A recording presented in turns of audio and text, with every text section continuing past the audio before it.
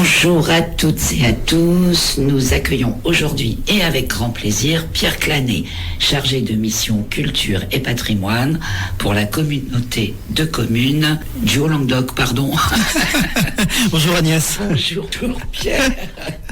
Alors Pierre, si vous êtes ici, c'est pour que nous parlions du tout premier festival d'astronomie des Hauts-Cantons, la Dame des Lacs, qui aura lieu le 16 juillet à partir de 19h sur la base de loisirs de nage Rieux-Montagnier au lac du Laouzas. C'est bien ça? C'est tout à fait ça Agnès.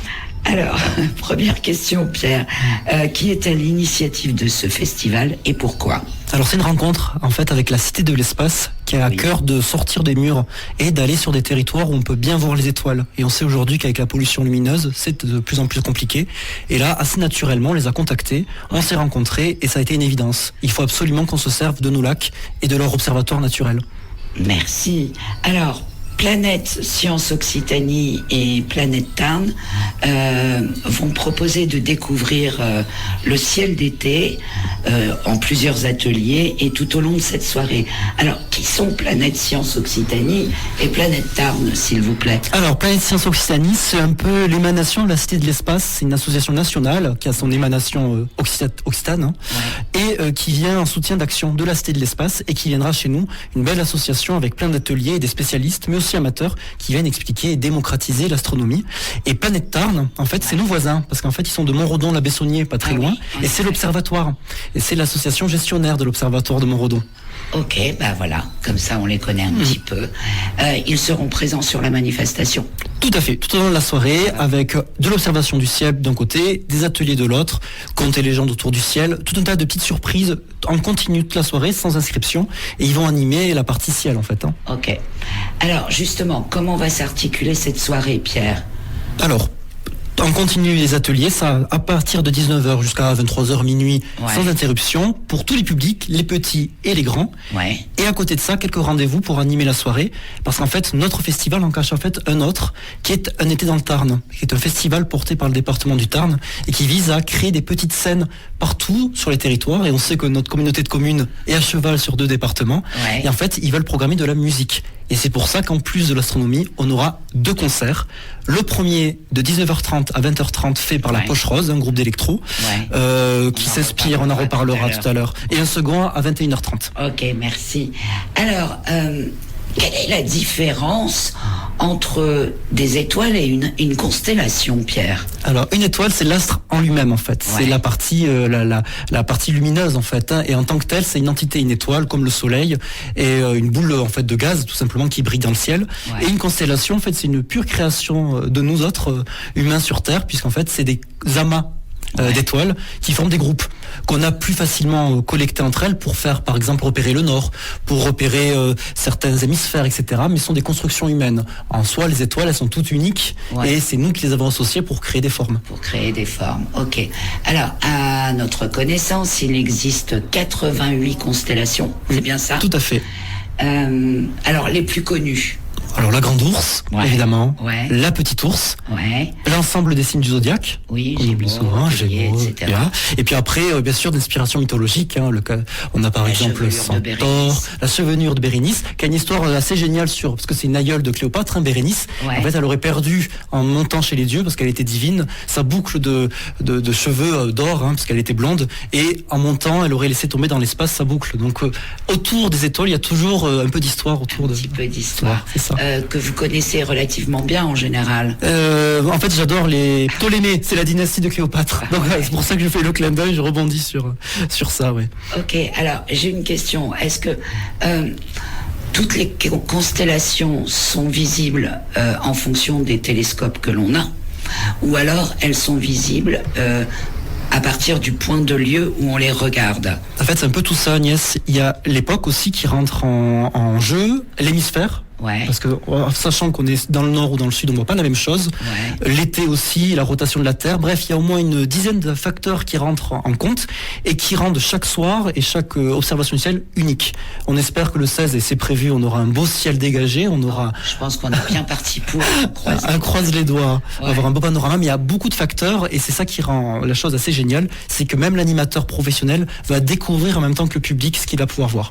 Alors, vous allez mettre des télescopes en place, c'est ça? Il y en aura combien? Environ une petite dizaine, déjà sur site. Dizaine. Exactement. Plus, et là je passe un message à tous les téléspectateurs de Radio Salvetat, c'est ouvert à la pratique amateur, même professionnelle. Si vous avez des appareils, rejoignez-nous, il y a la place pour faire un champ de télescope, et plus on sera de fous, plus on rira, donc venez. Oui, donc venez, amenez vos matériels, c'est bien ça, donc télescope, lunettes, tout. Voilà, tout. Et vous serez les bienvenus, et puis vous pourrez surtout nous expliquer comment ça fonctionne. Tout à fait. Alors,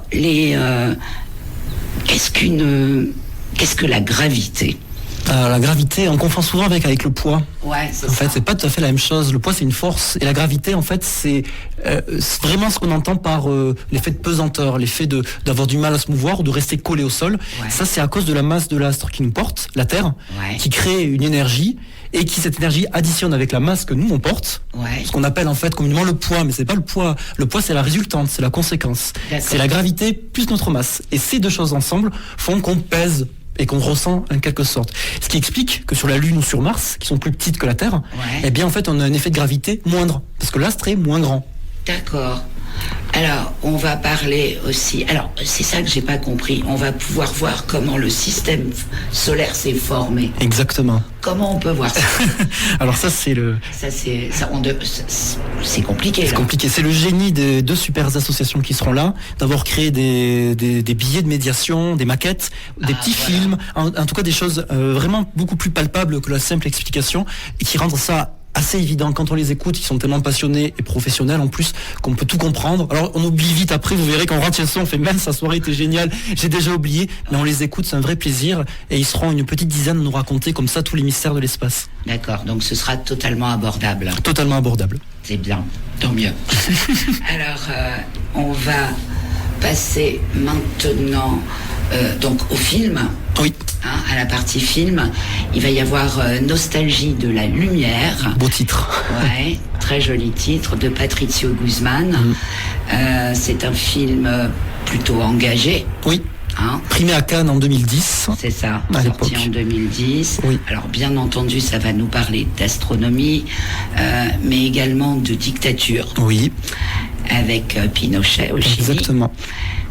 Qui, on le rappelle, a été un dictateur pendant 17 ans.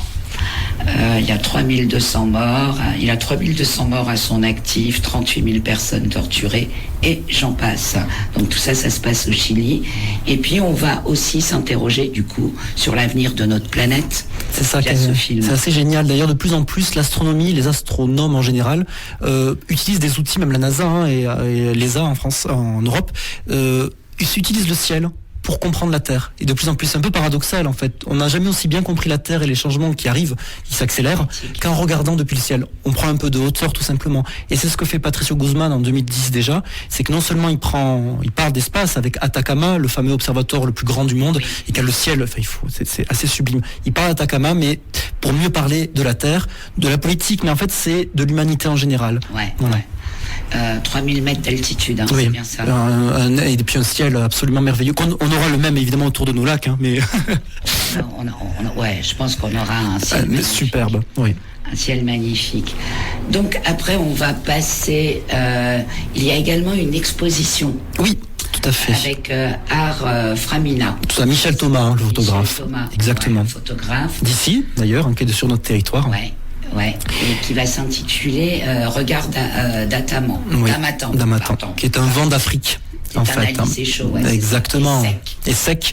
Et puis Michel Thomas est un photographe qui a beaucoup voyagé, beaucoup rencontré, et en fait, c'est en mettre en parallèle, notamment aux États-Unis, New York, il l'a présenté cette exposition, à mettre en parallèle avec le film de Guzman. C'est que pareil, pour comprendre les visages, la diversité des visages et les profils, on se sert de compositions qu'il fait, il photographie des portraits. et va ajouter par-dessus des peintures. Donc ça crée un mélange assez formidable et chacun peut voir dans les traits des personnages un peu ce qu'il veut et comprendre un peu comme ça les personnalités. Ouais, et donc qui va nous amener également à nous interroger sur le visage de l'humanité. Exactement. Alors après, on va passer, il me semble, au premier concert. Oui. Poche Rose. Alors pour moi, Strange et déjanté. Exactement, c'est résumé. Résumé. Un binôme assez déjanté, assez géniaux sur scène. Ouais.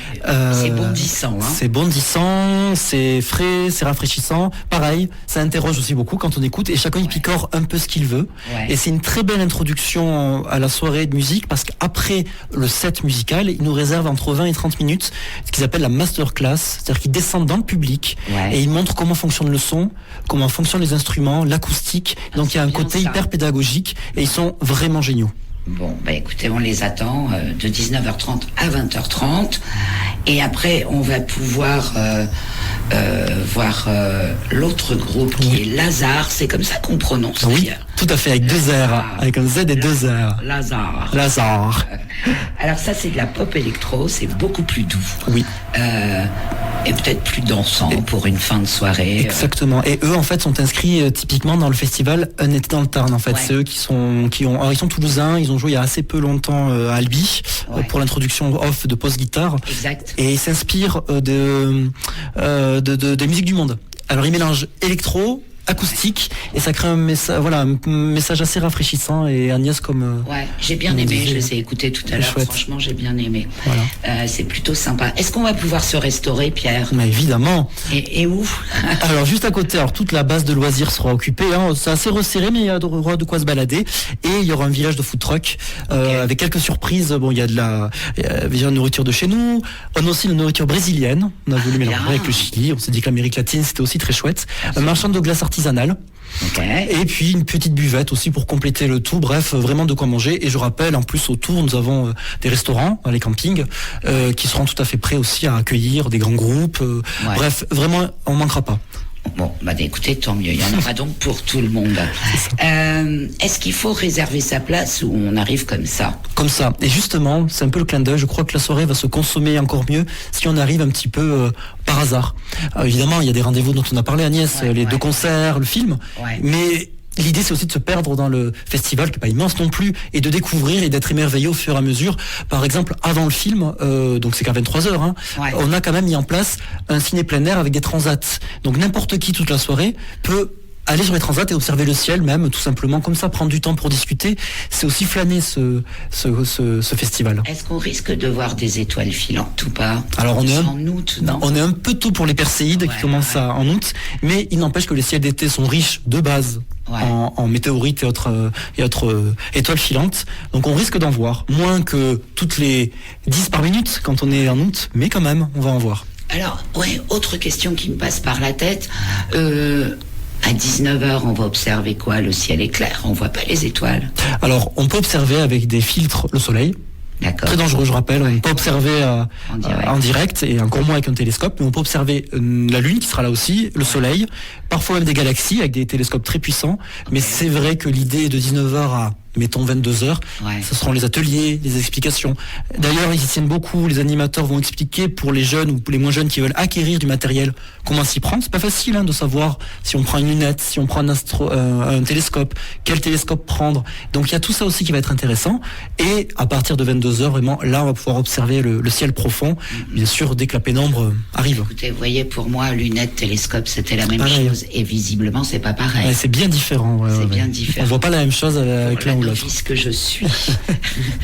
Qu'est-ce qu'on peut ajouter, Pierre?